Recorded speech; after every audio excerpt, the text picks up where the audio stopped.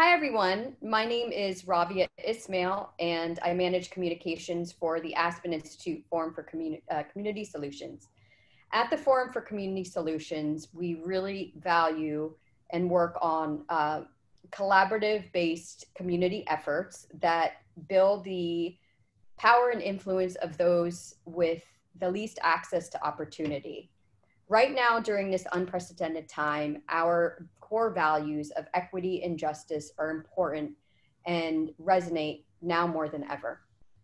In saying this, we are hopeful that this conversation between Philan Tree of the Navajo Nation and Adam Strong of rural Kentucky and Appalachia, both leaders in the Opportunity Youth Movement, will lift up the issues that are plaguing our community during this pandemic. We have a resource page on our homepage of aspencommunitysolutions.org.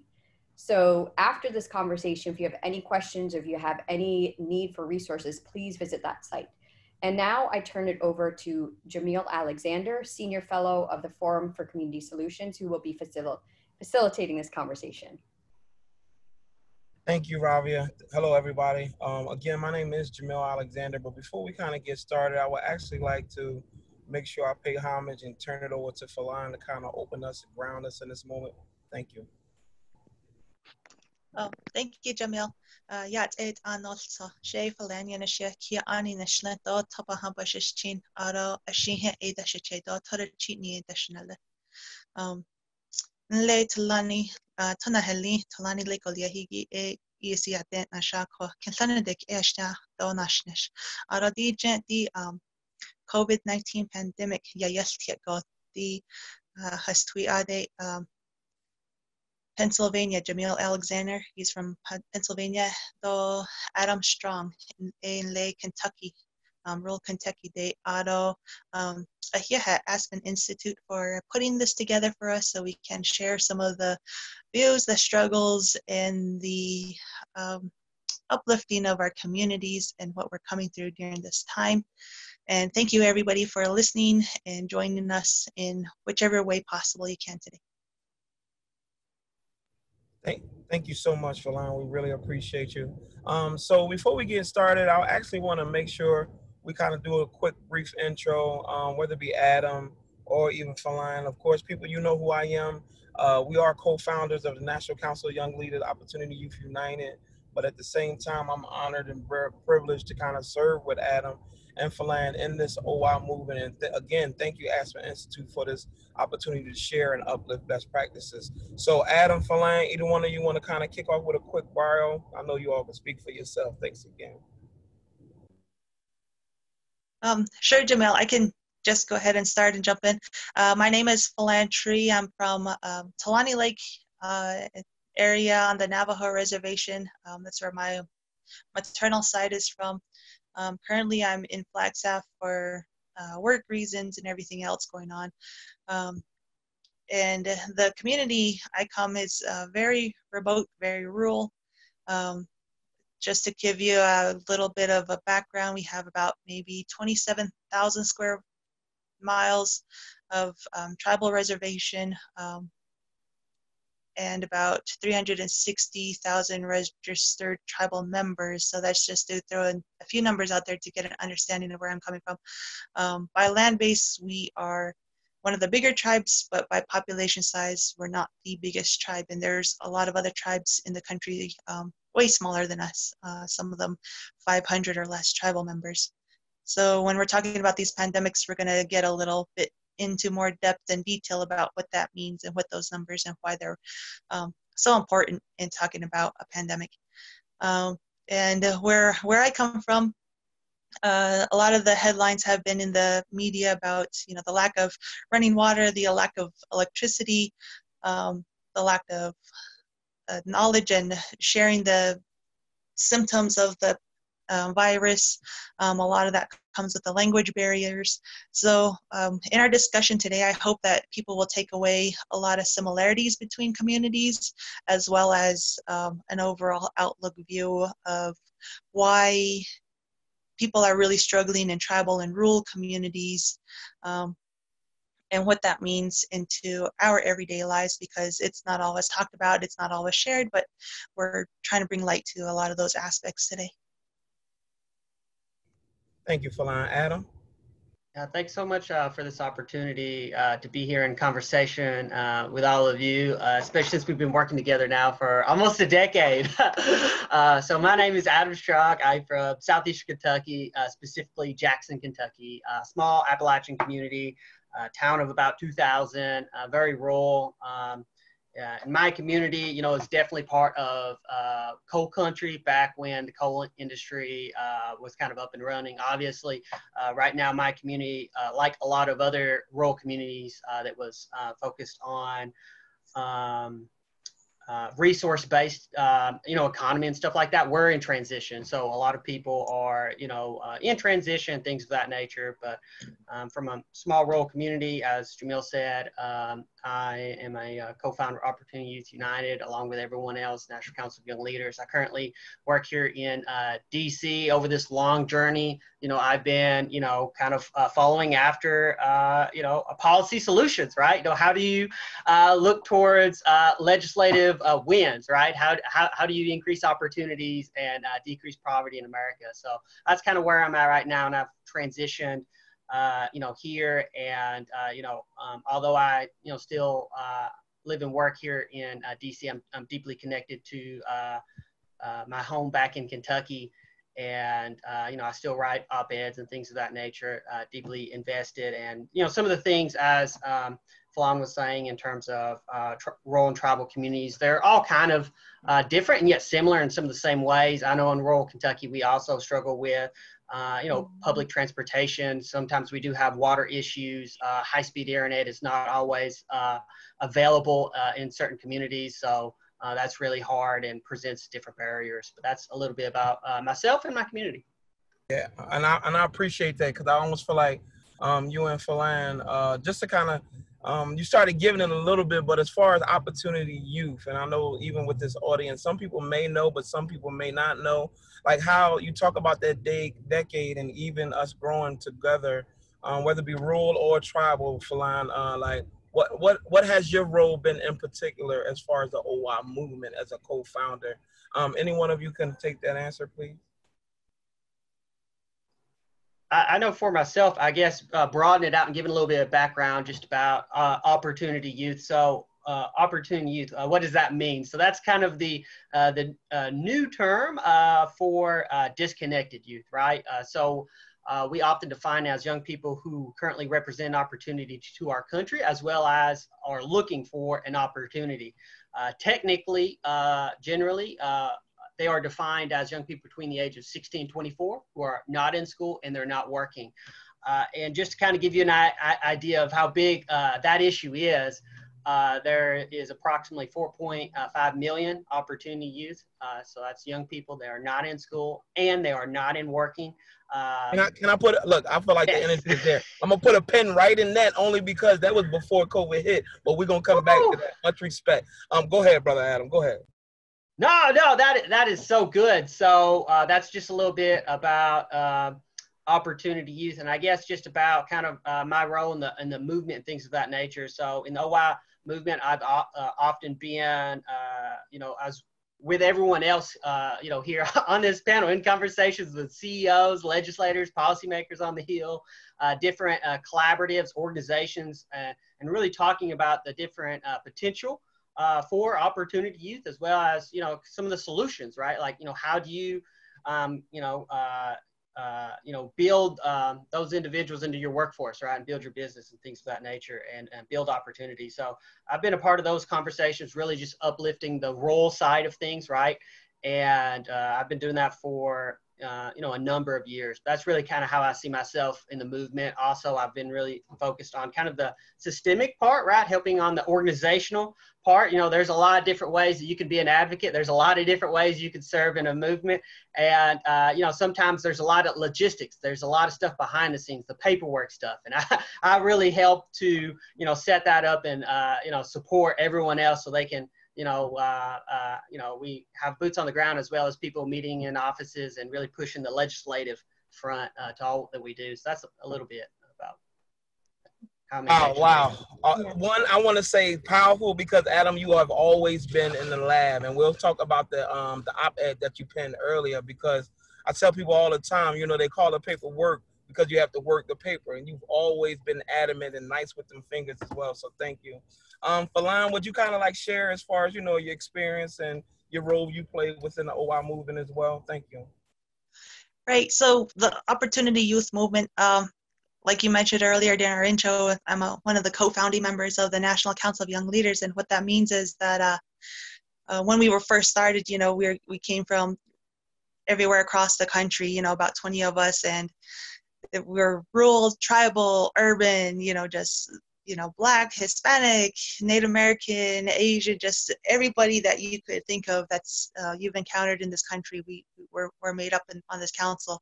And one of our biggest messages when we're talking to people who are in part of the change, whether that's change is advocacy or, you know, through voting or whatever kind of change you're in, our messaging has always been nothing for us without us. You know, we really wanted to include everybody from around the country and show them that there can be unity for solutions. You know, it's not always shown in Congress, you know, it's not always shown on the Hill, but there's a lot of young people that care about that inclusion, and we're doing something, and we're going to be a model for what it can look like, so to say. And so with that idea moving forward, a lot of it is sitting back and learning, and then a lot of it is educating. And I feel like being on this council, I've done a lot of both, and I'm thankful to everybody else's experiences that aren't like mine, because I'm able to learn something from them. And you know, it's reciprocal. We have a very reciprocal relationship on the council,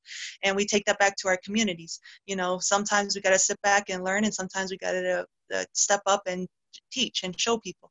And I think that everybody on the council and everybody part of the movement has been able to fluidly move in and out of those roles. And I think that's what's really going to be bringing the change, especially, you know, prior to this pandemic, but then even more so after this pandemic, because the pandemic, I mean, we know a lot of the disparities within our own communities and that we speak for prior, but I think this pandemic has really shown it to the world.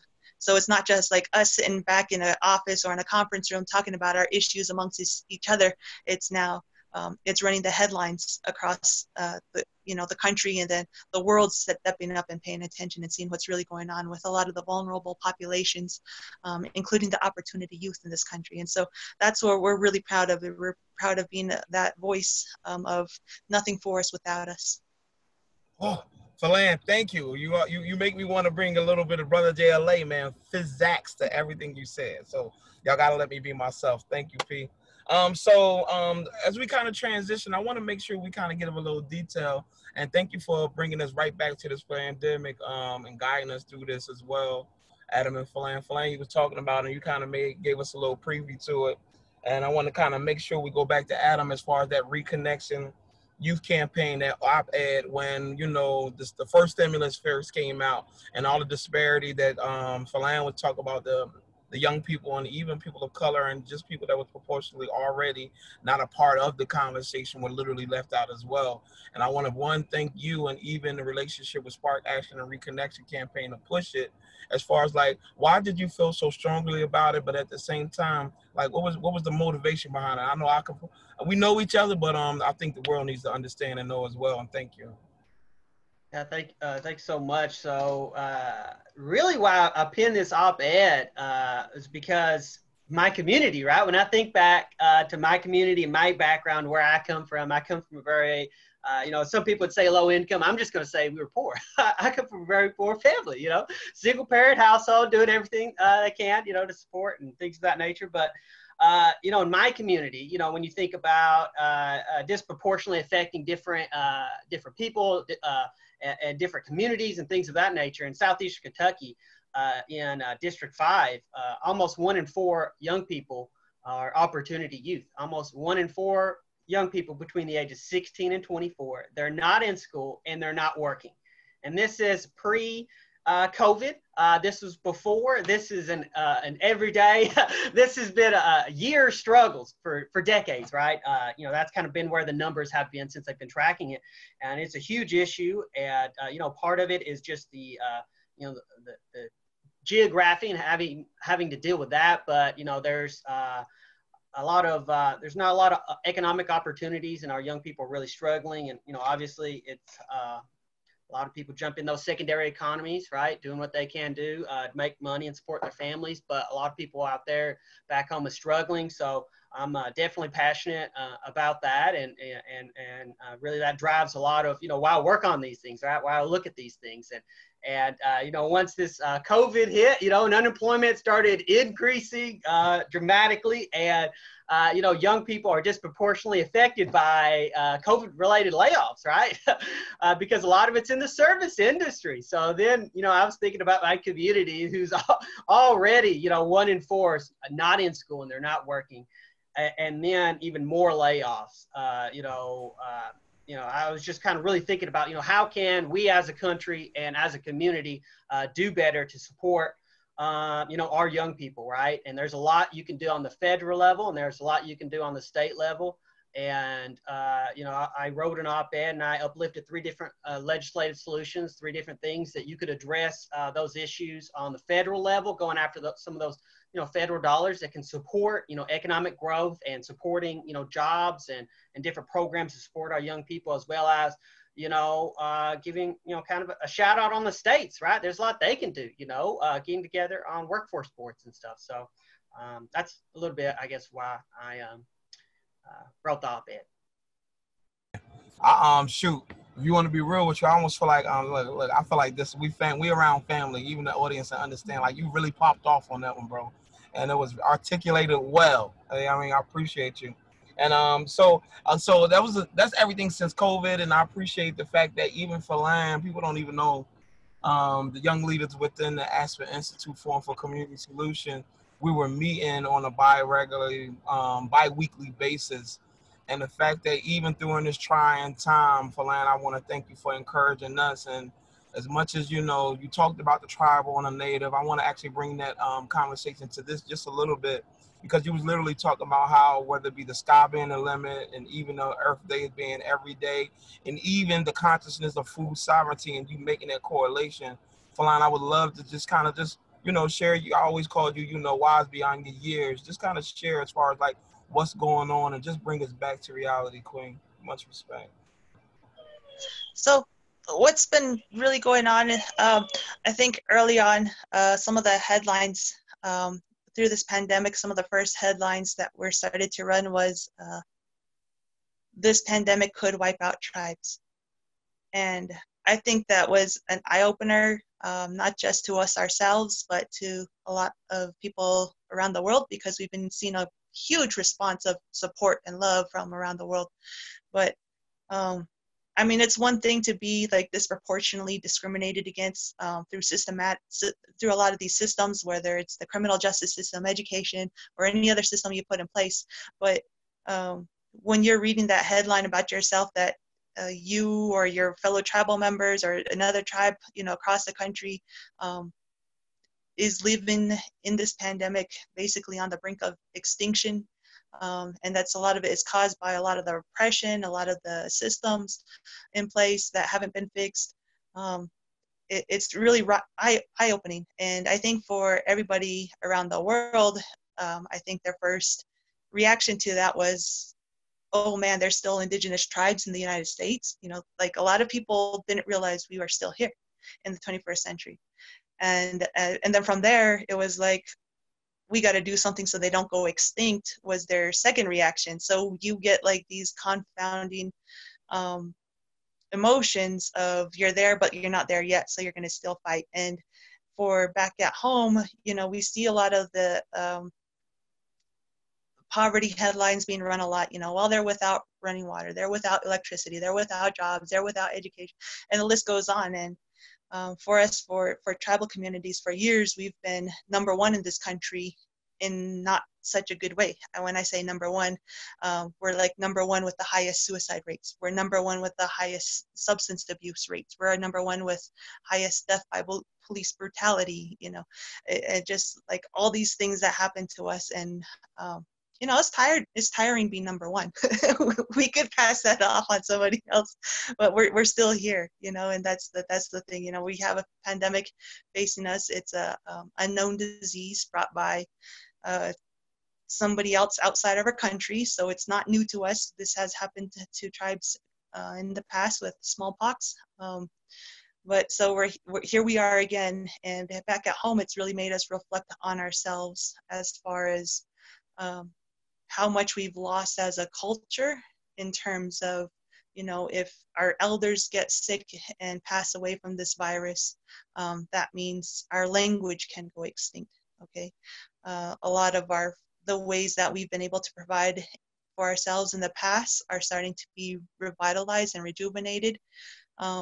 And so a lot of people in the communities have really looked to those ways as a way of fighting against this pandemic, is going back to a lot of our teachings of growing foods for ourselves, using the songs and prayers that we do to grow foods, and then just being, you know, raising livestock and our own food at home, our meats and everything. So it's definitely pushed a lot of people into some self-reflection as far as their community, but then it's also like has been able to show ourselves our true strengths, so to say, because we know that we still have the tools to overcome this. And the headlines can run it all day that, you know, we can be wiped out, but the truth of the matter is that we still have a lot of things in place that we just need to put back into practice that can save us. And I think a lot of the communities really started realizing that. A lot of love from the world has been coming in. You know, a lot of people have been sending things to help us be more sanitary in terms of, you know, we lack running water, so you can't just turn on the water to wash your hands when you get home. Like, you have to have some kind of resource there to keep yourself healthy and clean. And I think for the rural communities, they can share the same thing, because like when everybody started hoard buying like the toilet paper and the hand sanitizers and the disinfectant wipes, like, it costs rural people money just to make money. Like, we have to have gas and a vehicle, like a good running vehicle, to make it on those rural unpaved roads, to get to a job, to have the money to go back to the store to buy stuff. But when the store sold out, then you have to go to the next town over, and you're just like, you could do 100 miles easy just going to work in store to store in a day. And that's a lot of gas money. That's a lot of time away from family, a lot of time away from the kids and people you're trying to care for. So I think that was eye-opening, like on various levels, as far as like the state of Native America, but then also the state of rural America as well. Ooh, there's so much you unpacked in that time right there, Philan. One, I want to acknowledge, take a moment to breathe, and I want to say thank you. And as there was one, just being so resilient, and even in the solitude, as far as the nation, Navajo Nation, and even the other tribes. I literally want to uplift another known fact as well. When we were talking to the National Service Commission on Military, the fact that, help me out, the native population is like the #1 to kind of serve this country that did us so dirty. Like, help me Per out. capita, we serve at a higher rate than any other group in this country. And people always think that's contradictory, because, you know, they're like, why are you fighting for people who fight against you constantly? But a lot of it, when you think about it, it's not about who you're fighting for, but what you're fighting for. And any other indigenous tribe in the world, they're still suffering and going through what we were going through even back in the 1800s. Yep. So yeah, we had our difficulties. We always see at odds a lot of times, but at the same time, like, we're still here today because of us, and we're still going to be here tomorrow because of us. So Thank you, because I want to make sure, and I actually want to make sure I double back. Thank you, Philan. And Adam, you kind of scratched the surface a little bit, but as far as that article with the Lexington Herald leader, as far as that next stimulus, can you give us like a good, like, fine point? Because I know you said it was 3 things, but was there anything major? And like, as far as I know, you talking about why you wrote it, but can you just kind of uplift a couple of things that you wrote as far as that is concerned? Because I just want to make sure we bring power to that, and they can always go back to the link if possible. Yeah, for sure. Thanks for flagging that. And I just, really want to, uplift the connectivity between, rural and tribal communities and what, Philan was talking about, people just driving, 90 or 100 miles for a job. And that's something we see in Southeastern Kentucky as well. I mean, a good job in terms of, what the culture locally in the community we think of in Southeastern Kentucky is a job that's probably 90 to 100 miles away in a factory. Making $15 an hour. That is our standard. It might be 15, it might be 17, but when you have nothing else, that's a great opportunity. So we see that in a lot of, rural and, tribal communities. So I just want to make that connect and uplift that. But as far as, in the op-ed, some of those different specific things that I would highly, recommend everybody to, talk to their legislators about or uplift, in their community in terms of, how to address and support, young people that are struggling right now. I think one is that, every state could, kind of muster some sort of recovery plan, right?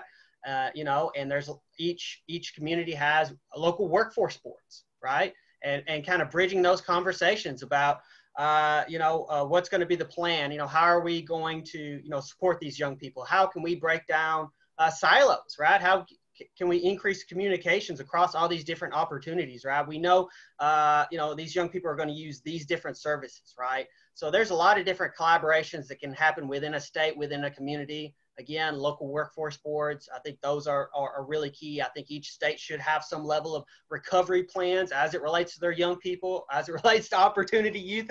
I think that's, something you could definitely do, right? And that just involves, communications and conversations. That's not a big policy thing, right? It doesn't have to be. So I just want to uplift that. One thing that is a little bit more technical, but I think it's incredibly important is that I think we should really, expand funding and support for, like bridging initiatives and programs that links, like K-12 higher education with workforce development. So there's a lot of programs out there that really bridge, people in, say, high school or middle school with other career opportunities or workforce opportunities. In Kentucky, we have a program called Gear Up. That's an example of a program like that, or Upward Bound. That is another example of a program like that. So really just mustering opportunities and funding for programs like that, and more generally, I guess, national service, national community service can really be a lifeline to our communities, right? Helping to, stabilize our economy, provide, good jobs for young people, as well as, doing some good, right, in our community. I think there are a ton of different national parks across rural and tribal communities across the country that need repaired and things of that nature. So I think there's one bill in particular. It's called Youth Corps Act of 2019. It's HR 1634, HR 1634. But if that was added to the next recovery package, that could potentially be a viable vehicle to expand national service so that we can create more opportunities for paid jobs for young people to rebuild our national parks, which is, I mean, post-pandemic, everyone wants to get out, everyone wants to see the beautiful wonders. I think that's something we could all get behind. So I just wanted to uplift those three things, I love you, because that's actually our transition. And let's go there, Philan. When it would come to, Char, as far as the change that you would like to see, we co-creators and co-authors of this new era post-COVID. Rest in peace, all our ancestors. And as far as like what's next for you, whether it be, thank you, because Adam, you already know that national service is real. It's crazy because all of us was in Boston last year talking to the commission, and then they had to report. So we've been doing this for a minute. But post-COVID, what does this new era look like for us in the tribal communities, and how can even we be more supportive, Philan, and even with rural Adam? Because I know one thing you've all not only just blessed me, but my family and the community as far as, the OY movement in general. So those who may not know you, like, how can we continue to move forward? What is the hope for? What is our next chapter together? Oh, thanks, Jamil. So I think a lot of the movement forward in terms of the policy change that we've been working on for these past years is continued inclusive voices, for the change. Nothing for us without us. And I think as far as what people can do for the rural and tribal communities going forward is just, supporting your local farmers, supporting your local ranchers, because a lot of times it's they're rural because they have to be for their livestock, but then the livestock provides the food for a country. It nourishes every person, don't matter what color, what class, what gender you are, whatever. You all eat into the same beef from the same rancher if you buy local. So just finding ways to connect to those local people in your region, in your area, and finding what ways you can uplift them. Also going back to the Aspen website that Ravion said earlier, there's a lot of resources there and we can get connected as far as how to help. And then through the OYU movement, we have members. You could be a supporting member or a community leader, and we'd like to see all the change that people are doing. So you don't have to be a council member to be active and be a part of our movement going forward. You can go to the OYU website as well and see what kind of things we're doing. And if there's a part of policy or systems change that you feel that we're not advocating enough for, you want to add to, shoot us an email, because we're always listening, we're always growing, and we're always expanding. So. I couldn't get you fast enough. I was napping. Go ahead, Adam. Go ahead. Oh, I was just going to uplift and piggyback on a few different things. I think, shopping local, I think supporting local businesses are, going to be really important.